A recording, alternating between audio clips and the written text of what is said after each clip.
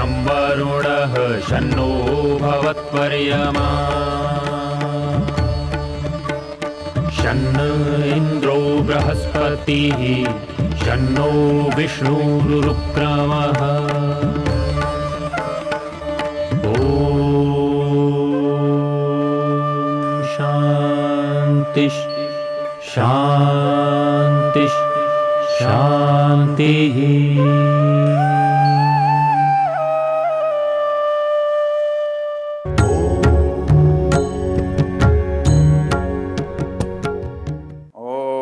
मधुमन्मे निक्रमणं मधुमन्मे परायणं वाचा वदामि मधुमद्भूयासं मधुसन्दृशः। ओम शांति शांति शांति। हम इस वेद ज्ञान की चर्चा में अथर्ववेद के प्रथम कांड के 34वें सूक्त के मंत्रों पर विचार कर रहे हैं। ये मंत्र हमारे जीवन में माधुर्य कैसे उत्पन्न हो, हमारा जीवन मधुरता से व्यवहार करे, हमारी वाणी मधुरता से भरी हुई हो, तो ये सारी बातें कहाँ से कैसे आएंगी, इसके लिए प्रयत्न क्या करना चाहिए, हम इसकी चर्चा इन मंत्रों में कर रहे हैं। इसलिए मंत्र का ऋषि अथर्वा है और एक मधु वनस्पति इन मंत्रों का देवता है। यहाँ सिखाया ये जा रहा है कि हम बाहर के पदार्थों का भी इस तरह से उपयोग करें जो हमारे अनुकूलता देने वाले हों, माधुर्य को बढ़ाने वाले हों, और उसका हमारे मन पर प्रभाव भी ऐसा हो जिससे हमारा व्यवहार, हमारी वाणी भी मधुरता से भरी हुई हो। हमने पिछली चर्चा में एक बात देखी कि हम संस्कृत भाषी लोगों के साथ एक विशेष बात है कि वो वाणी के प्रति अधिक सजग हैं किसी दूसरी भाषा से, और विशेष रूप से उच्चारण के बारे में। तो वो कहते हैं स्थान करण प्रयत्न, अर्थात मनुष्य जो वर्णों का उच्चारण कर रहा है वो किन किन स्थानों का उसमें उपयोग होता है, उसके लिए कौन से साधन काम में आते हैं, किस तरह का बल लगता है। तो ये बात हमारे शास्त्रों में मिलती है। इसके लिए हम तैत्तिरीय उपनिषद का जो प्रसंग है जिसका नाम है शिक्षावल्ली, उसमें वर्णों के प्रारंभ करने से लेकर के वेद के पढ़ने तक समस्त शिक्षा का दिग्दर्शन कराया गया है। तो वहाँ उन्होंने इस बात को समझाया है कि भाई प्रारंभ आप शिक्षा का कहाँ से करते हो, तो वो यही कहते हैं वर्णः, स्वरः, मात्रा, बलम, साम, संतान। कहता है एक हम किसी बात को ठीक से बोल पाएँ, हमारी वाणी से किसी अभिव्यक्ति के लिए सब सामर्थ्य उसमें आ जाए, तो हमें हर चीज़ के बारे में जानकारी होनी चाहिए, उसका प्रयोग करना आना चाहिए। वर्ण क्या है, स्वर क्या है, मात्रा क्या है, बल क्या है, साम, संतान अर्थात निरंतरता बनी हुई हो। तो हमने इन गुणों को प्राप्त करके यदि वाणी का प्रयोग करेंगे तो बनेगा वाचा वदामि मधुमत। हम वो मन से, हमारी बुद्धि से वो चीज़ प्रयोग होती है। और ये जो वर्ण हैं या अक्षर हैं, हम तो समझते हैं कि ये नष्ट हो रहे हैं, हम उत्पन्न कर रहे हैं और फिर आकाश में जाके विलीन हो जाते हैं।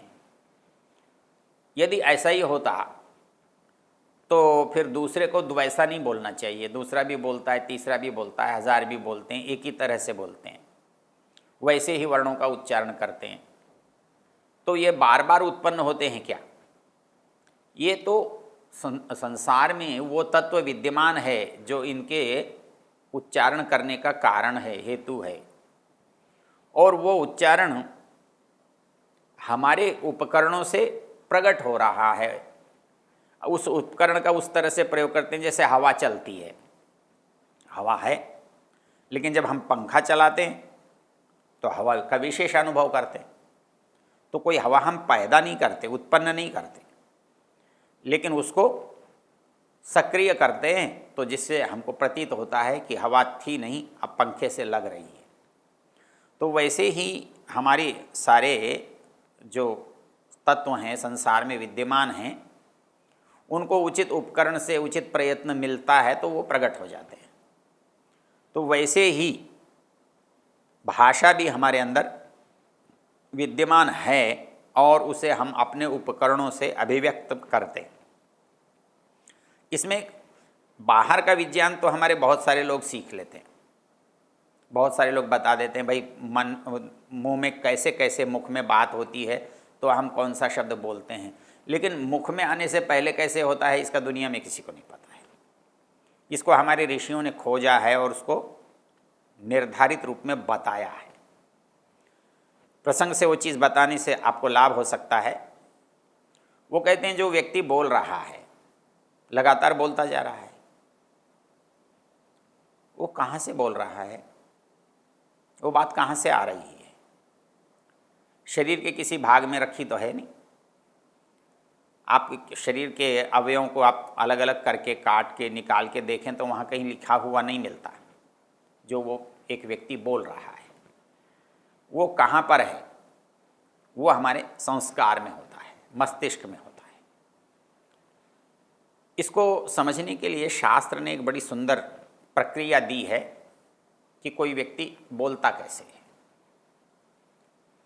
आत्मा बुद्ध्या समेत्यार्थान मनोयुंक्ते विवक्षया मनः कायाग्निम आहन्ति स प्रेरयति मारुतम मारुतस्तु उरसी चरण मंदम जनयति स्वरम। ये जो विज्ञान है, ये विज्ञान का कुछ भाग तो हम अनुभव कर सकते हैं, लेकिन कुछ भाग हमारे अनुभव से परे है। इसके दो हिस्से हैं। आत्मा का हमको पता नहीं, बुद्धि को हम देखते नहीं। बुद्धि है इतना हमको पता है, व्यवहार देखने से पता लगता है। हम मन को इसलिए मानते हैं, उसके व्यवहार से निश्चय करते हैं कि मन है। मन का हमको साक्षात्कार नहीं है। मन क्या चीज़ है उसके स्वरूप के बारे में हमको पता नहीं है। हम तो जो राग द्वेष वाला है उसको कहते हैं कि ये राग द्वेष वाला मन है।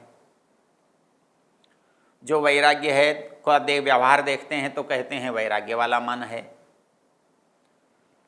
जो प्रेम श्रृंगार का व्यवहार देखते हैं तो उसको वैसा मन है, ऐसा कहते हैं। मन कैसा है ये हम निर्णय नहीं कर सकते, व्यवहार से मन के बारे में अनुमान करते हैं।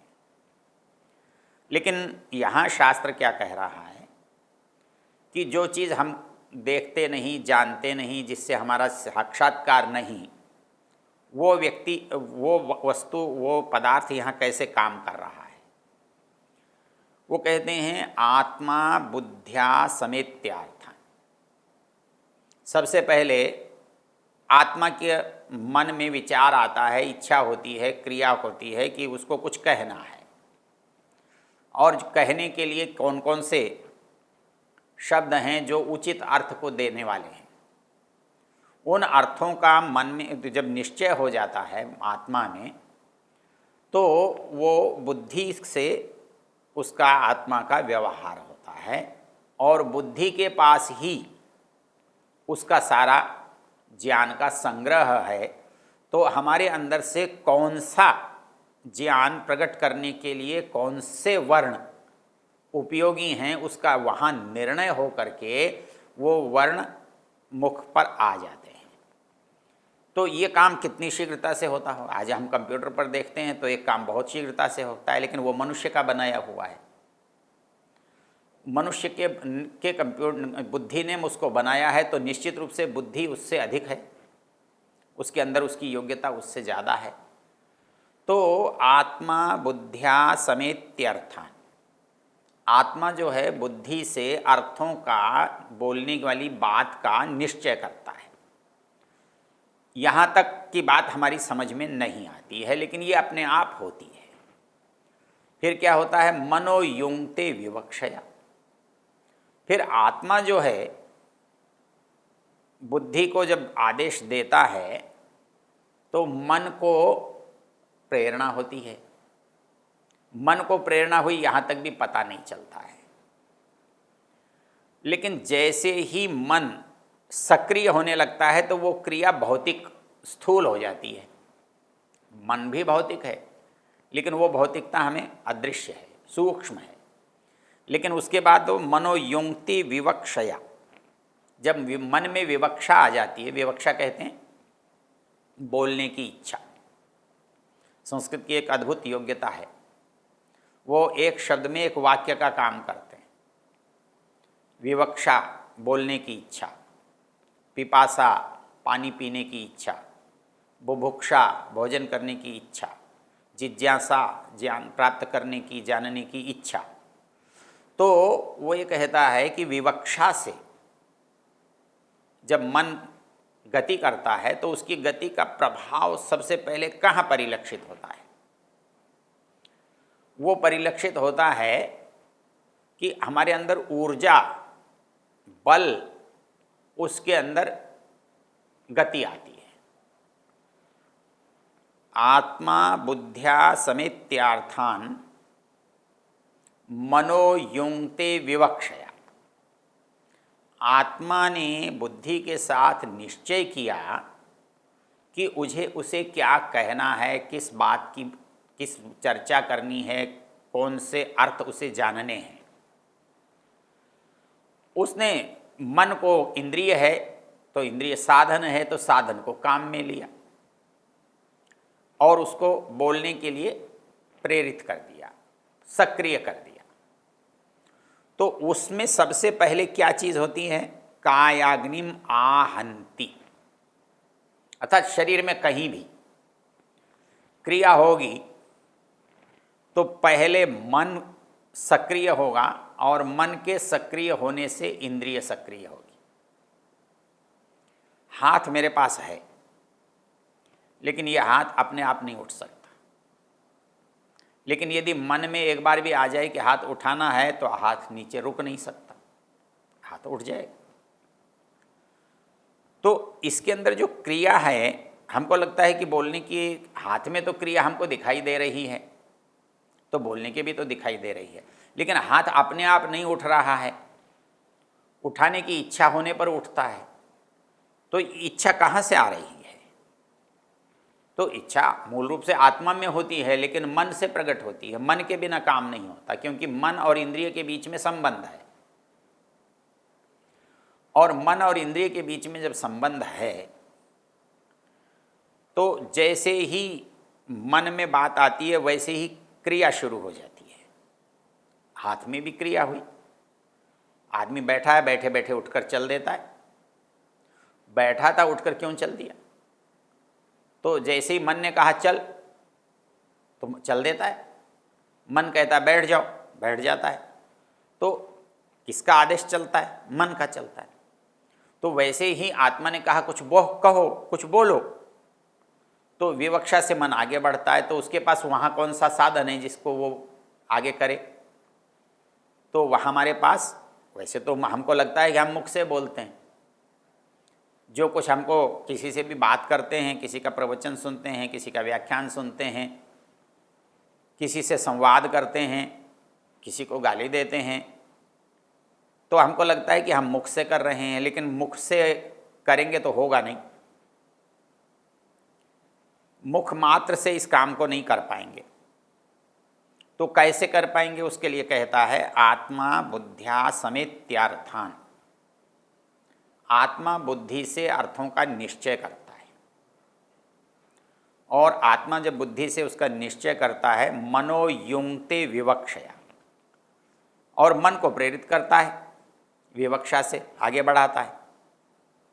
जब उसे आगे बढ़ाता है तो सबसे पहली जो क्रिया मन करता है वो कायाग्निम आहंति, ऊर्जा का संचालन करता है। जब हम गाड़ी में इंजन शुरू करना चाहते हैं तो इंजन को बिजली से जोड़ देते हैं, और जैसे ही बिजली इंजन में जाती है इंजन शुरू हो जाता है। तो वैसे ही मनः कायाग्निम आहंति, जो कायाग्नि है हमारे शरीर की ऊर्जा है, वही हमारी सक्रियता का आधार है, कारण है। तो उस पर प्रेरणा होती है, चोट होती है। और अग्नि जो है वो क्या करता है? यदि कहीं भी अग्नि सक्रिय हो जाए तो उसका प्रभाव जो है पूरे वातावरण पर पड़ता है। आप एक कमरे में बैठे हैं, सहज बैठे हैं, लेकिन जैसे ही वहाँ आप अग्नि जलाएंगे तो पूरे कमरे में वातावरण में उथल पुथल हो जाएगी। क्यों? कि अग्नि के जलते ही वायु के अंदर जो भी वाष्प हैं वो गर्म होने से निकल जाते हैं, उड़ जाते हैं, और वायु जो है वो अपने स्थान से हिलने लगती है, अपने स्थान से चलने लगती है। तो वैसे ही अग्नि का उपयोग होते ही, अग्नि का संचालन होते ही सक्रिय होने वाली कोई चीज़ है तो वो है वायु। शरीर के अंदर भी वायु है, बाहर भी है। तो शरीर के खाली स्थानों में वायु गति करती है, भरे हुए स्थानों में तो वायु गति नहीं करती। तो कायाग्निम आहंति स प्रेरयति मारुतम।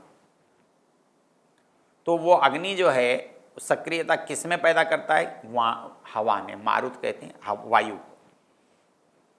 वायु में जैसे ही सक्रियता आई उसमें गति होने लगती है। तो गति कहाँ होगी? खाली स्थानों में होगी। तो खाली स्थानों में होगी तो कहाँ से होगी? खाली स्थान तो हमारे गले में है, नाभि से ऊपर के भाग में है, श्वास श्वसन तंत्र में है। तो वहाँ से जो वायु उठता है वो वायु ऊपर की ओर गति करता है, क्योंकि ऊपर की ओर ही उसकी गति होती है। जब ऊपर की ओर गति करता है तब हमारे कंठ को प्राप्त होता है, और कंठ से उसमें जो स्थान का परिवर्तन होता है, अर्थात शब्द होता क्या है? वायु की जो गति होती है उसके निकलने का जो द्वार है, आप उसको विकसित कर दें, संकुचित कर दें, छोटा कर दें, बड़ा कर दें, उसके हिसाब से ही ध्वनि निकलती है।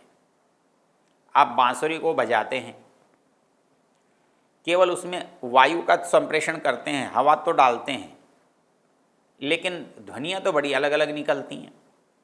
छेद से आप उनको नियंत्रित करते हैं, आपको किस तरह की ध्वनि निकालनी है, तो वो ध्वनि वैसे ही निकलती है। तो इसी प्रकार से जब मनुष्य वाणी का उपयोग करता है तो वाणी का उपयोग करने के लिए आत्मा शरीर रूप साधन का काम में लेता है। तो इसमें मन जो है वो बोलने के लिए शरीर को सक्रिय करता है, और उसको हम ठीक से उच्चरित कर सकें, इसके लिए हमें ये सीखना पड़ता है कि हमारे शब्दों का, अक्षरों का, वर्णों का उच्चारण जो है उसके लिए क्या करें, मुख में कौन से अंगों का उपयोग कैसे करें कि वो शुद्ध बोला जा सके, मधुर बोला जा सके। तो इसलिए यहाँ मंत्र ये कह रहा है कि मैं जो बोलूँ वो हर तरह से मधुर होना चाहिए। तो कहता है वाचा वदामि मधुमत। ओम शांति शांति शांति।